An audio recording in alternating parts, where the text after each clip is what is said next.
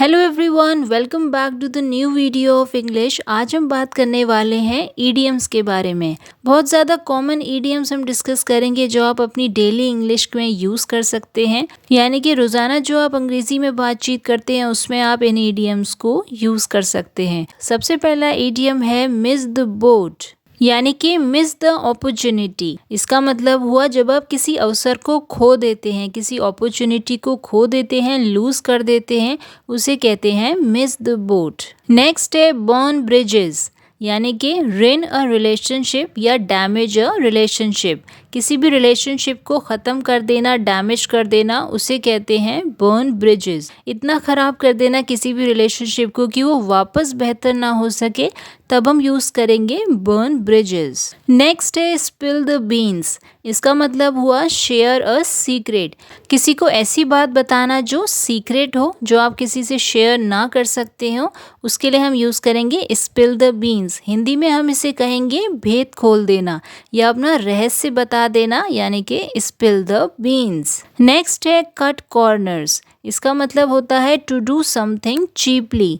तेज़ी से या जल्दबाजी में किसी भी काम को हम जब जैसे तैसे करके करते हैं उसे हम कहते हैं कट कॉर्नर्स। टाइम और मनी को इसमें हम सेव करते हुए चलते हैं, यानी कि समय को और पैसे को जब हम बचत करते हुए फटाफट तेज़ी से किसी काम को करते हैं उसे कहते हैं कट कॉर्नर्स। नेक्स्ट हमारा ईडियम है सिट ऑन द फेंस, यानी कि जब हम ऐसी स्थिति में होते हैं, ऐसी स्टेट में होते हैं जहाँ पर हम कुछ भी डिसाइड ना कर सकें।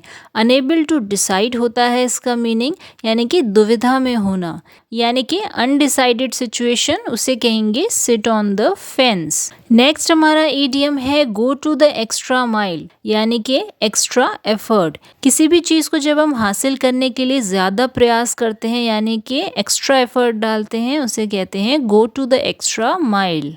नेक्स्ट ईडियम है हमारा डोंट जज a book by its cover, यानी कि judging someone on its outward appearance. यानी कि जब भी हम किसी के बारे में बाहरी लुक से, बाहर के अपीयरेंस से उसके बारे में राय बना लेते हैं, इसमें हम पर्सन के रिस्पेक्ट में बात कर रहे हैं। बाहर की अपीयरेंस पर कोई भी ओपिनियन बना लेना या राय बना लेना, उसे कहते हैं डोंट जज a book by its cover.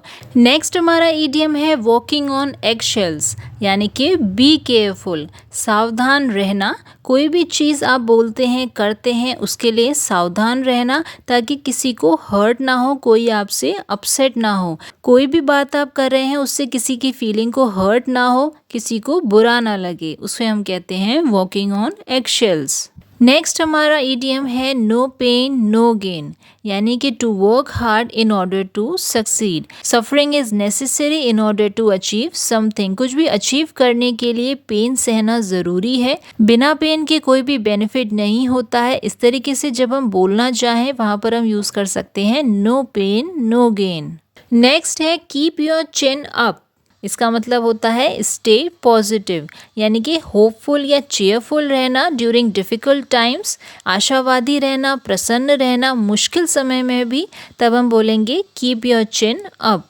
You should keep your chin up at any time, यानी कि तुम्हें हमेशा पॉजिटिव रहना चाहिए, किसी भी समय तुम्हें पॉजिटिव रहना चाहिए, आशावादी रहना चाहिए। नेक्स्ट है इन द सेम बोट, यानी कि इन अ सेम सिचुएशन। कई लोग जब एक ही परिस्थिति में हो, एक ही कंडीशन में हो, यानी कि एक ही हाल में हो, उन्हें हम कहते हैं in the same boat. They all are in same boat, यानी कि वे सब एक ही सिचुएशन में हैं, एक ही हाल में हैं। नेक्स्ट ईडियम है हमारा beating around the Bush, avoiding the main issue, यानी कि जब भी कोई इधर उधर की बात करे या सीधी बात ना करके घुमा फिरा के बात करे, उसे हम कहते हैं beating around the bush. Kill two birds with one stone, यानी कि अचीव टू थिंग्स। एक तीर से दो निशाने, इसे हम हिंदी में कहेंगे एक तीर से दो निशाने। To do something which will achieve two results. कोई भी ऐसी चीज़ करना जिससे दो नतीजे निकलें, यानी कि दो रिजल्ट निकलें। एक काम करने पर दो चीज़ें हमें मिल जाएं या हमारे दो काम बन जाएं, उसे हम कहते हैं kill two birds with one stone. Next है बाइट द बुलेट, यानी कि डू समथिंग अनप्लेजेंट और difficult even though you do not like it. यानी कि जब भी आपको कोई काम पसंद ना हो फिर भी आप उसे करते हैं, उसे कहते हैं बाइट द बुलेट, यानी कि जोखिम उठाना या मजबूरी को स्वीकार करना। I decided I had to bite the bullet and buy a new car. मैंने फैसला किया कि मुझे जोखिम उठाना होगा और एक नई कार खरीदनी होगी। पसंद ना होने पर भी किसी काम को करना या मजबूरी में किसी काम को करना, उसे कहेंगे bite the bullet. नेक्स्ट है क्राई ओवर स्पिल्ड मिल्क, यानी कि to be upset about something that has already happen and can not be changed, यानी कि किसी ऐसी बात के लिए रोना जो हो चुकी है या जिसे बदला नहीं जा सकता। जो काम हो चुका है अब उसके लिए कुछ नहीं किया जा सकता, उसके लिए हम कहते हैं cry over spilled milk. Next है हिट द सैक, यानी कि गो टू बेड या सोने जाना। काम के लंबे दिन के बाद मैं सोने जाऊंगा। After a long day at work I am going to hit the sack. ऐसे ही I am tired I am going to hit the sack, मैं थका हुआ हूँ अब मैं सोने जाऊंगा। नेक्स्ट है इन हॉट वाटर, यानी कि इन ट्रबल या डिफ़िकल्ट सिचुएशन। जब भी हम किसी मुसीबत में हो उसे कहेंगे इन ट्रबल, बहुत ज़्यादा मुसीबत में हो, बहुत ज़्यादा डिफ़िकल्ट सिचुएशन में हो तो उसे कहा जाएगा in hot water. I am in hot water these days, यानी कि मैं आजकल बहुत मुश्किल में हूँ। नेक्स्ट है once in a blue moon, यानी कि वेरी रेयरली। कोई भी चीज़ बहुत ज़्यादा कम होती है, कभी कभी होती है, या कोई पर्सन आपको कभी कभी दिखाई देता है, उसके लिए आप यूज़ कर सकते हैं once in a blue moon. इसे आप हिंदी में कहेंगे ईद का चांद होना, यानी कि बहुत ज़्यादा कम दिखाई देना। I see my sister once in a blue moon, यानी कि मुझे मेरी सिस्टर कभी कभी दिखाई देती है। I read books once in a blue moon, मैं कभी कभी किताबें पढ़ता हूँ।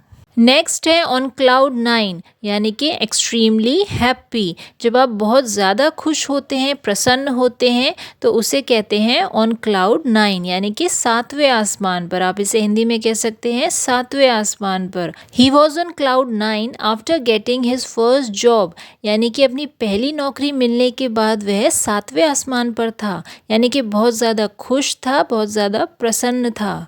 We had a party last night and everyone was on cloud 9, यानी कि हमने कल रात एक पार्टी की और हर कोई बहुत खुश था, प्रसन्न था। ये सभी थे कॉमन ईडियम्स जो आप अपनी डेली इंग्लिश में यूज़ कर सकते हैं। आई होप आपको हर एक का मीनिंग बिल्कुल क्लियरली समझ आया होगा। कोई भी प्रॉब्लम आई तो आप कमेंट बॉक्स में टाइप कर सकते हैं। वीडियो अच्छी लगी है तो इसे लाइक करके ज़रूर जाना। तब तक के लिए मिलते हैं नेक्स्ट वीडियो में। Till then bye for now.